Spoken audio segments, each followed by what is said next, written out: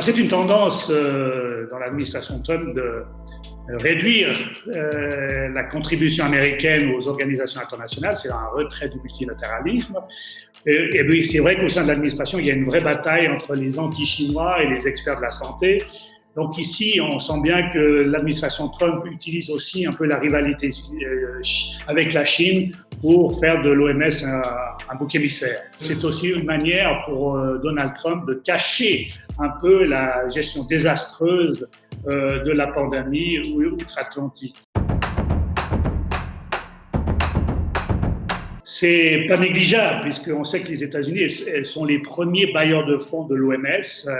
Pour 2020-2021, ils contribuent à hauteur de 553 millions de dollars, dont 237 millions de contributions obligatoires. Donc les Américains vont essayer de jouer sur des contributions qu'on appelle volontaires. C'est pas négligeable et ça aura des conséquences sur l'OMS, parce qu'elle devra sans doute faire des priorités et certains programmes comme la lutte contre les maladies non transmissibles, les maladies cardiovasculaires, le diabète et tout ça, vont certainement en pâtir.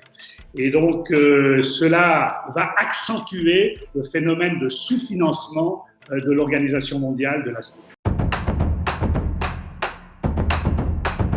La Chine a un poids financier beaucoup moins important que les États-Unis à l'OMS. Elle contribue à hauteur de 187 millions.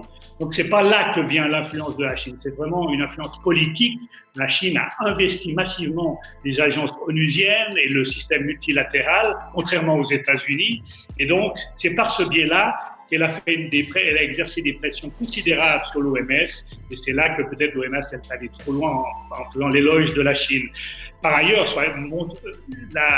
l'OMS n'est pas vendue nécessairement à la Chine. On voit qu'elle a fait, à travers son directeur général, les mêmes éloges à l'administration Trump, alors que Trump critiquait finalement l'OMS dans le même temps. Donc on le voit, l'OMS est vraiment victime, dirais, de sa faiblesse institutionnelle par rapport à des grandes puissances comme les États-Unis et la Chine. L'OMS, en tant que telle, n'a pas énormément de pouvoir. Ça sera, bien entendu, les États membres, les 194 États membres qui devront décider s'ils souhaitent renforcer l'assise financière de l'OMS lors de la prochaine Assemblée mondiale qui aura lieu en mai, de manière virtuelle sans doute. Et puis, on voit d'ailleurs que l'OMS obtient des soutiens. Il y a eu le G20 virtuel dimanche dernier où les 19 États ont apporté un soutien important à l'OMS, mais ils n'ont pas pu diffuser un communiqué de soutien parce que les États-Unis s'y sont opposés.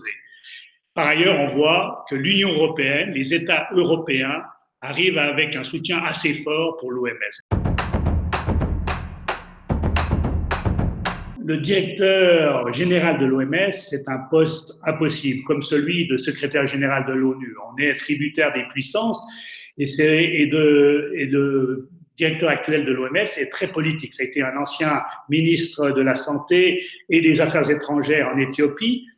Et donc, il a un sens politique assez aigu, et un sens de réalisme. Donc, sa visite à Pékin de Xi Jinping était dans le but d'obtenir vraiment la coopération de la Chine qui était indispensable dans la gestion du Covid-19. Maintenant, il est sans doute allé beaucoup trop loin. On sait que l'Éthiopie a obtenu beaucoup d'aide de la Chine, notamment pour développer des infrastructures dans le domaine de la santé.